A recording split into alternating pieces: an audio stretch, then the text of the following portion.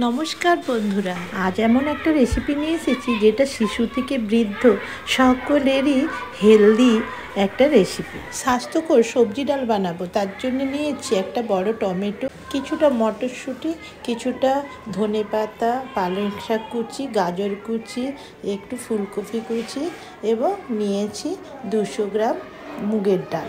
ফুটন্ত জলের মধ্যে মুগ ডালটাকে ভালো করে ধুয়ে দিয়ে দিলাম এবং তার মধ্যে দিয়ে দিলাম আন্দাজ মতো লবণ ও হলুদ। তারপরে একটা ঢাকনা দিয়ে ঢেকে দিলাম সেদ্ধ করার জন্য।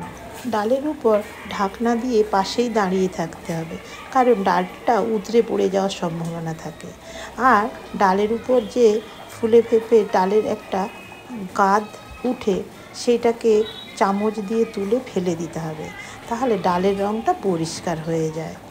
তারপর আবার ঢাকনা দিয়ে সুসিদ্ধ করার জন্য ঢাকা দিতে হবে।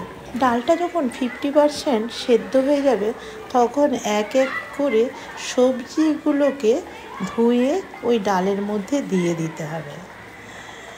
আমরা সবজি ডালের সময় এই সবজিগুলোকে তেলের উপর নেড়ে ভেজে নেই, কিন্তু আমরা যেহেতু এই হেলদি ডাল করব শিশু থেকে বৃদ্ধ সকলের জন্যে, তার জন্য আমরা এখানে তেলটা খুবই কম ব্যবহার করব। তাই আমি সবজিগুলোকে সব ধুয়ে দিয়ে দিলাম আর ঢাকনা দিয়ে দিয়ে সবজি এবং ডালকে একসঙ্গে সেদ্ধ করে নিলাম। বারবার ধরে ঢাকনা খুলে নেড়ে চেড়ে আবার সেদ্ধ করতে দিতে হবে।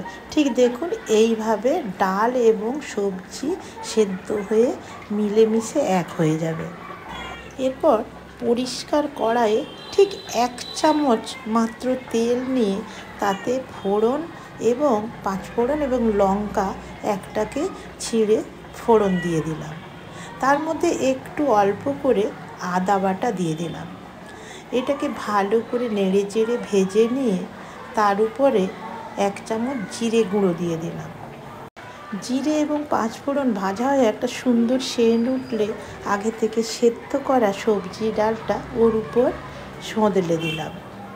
ডালটা ছোঁক দেওয়ার পর 1/2 চামচ গাওয়া ঘি দিয়ে দিলাম। অ্যাকচুয়ালি গাওয়া ঘিটা হচ্ছে গুড ফ্যাট, এটা খুব শরীরের পক্ষে ভালো, তাই টেস্ট বাড়ানোর জন্যে গাওয়া ঘিটা দিলাম। তার উপর থেকে ভাজা জিরে গুঁড়ো 1 চামচ দিয়ে দিলাম। ব্যাস, আমাদের তৈরি হয়ে গেল। এই ভাজা জিরের গন্ধ আর গাওয়া ঘি মিলে যে এত অপূর্ব একটা সেন্ট উঠবে যে এই ডালটা দিয়েই ভাত খাওয়া হয়ে যাবে। আর ছোট্ট বাচ্চা এবং বৃদ্ধ সকলেরই পক্ষে এই ডালটা খুব স্বাস্থ্যকর। তাহলে বুঝলেন তো, অল্প তেলেও কত সুন্দর একটা রেসিপি করা যায়।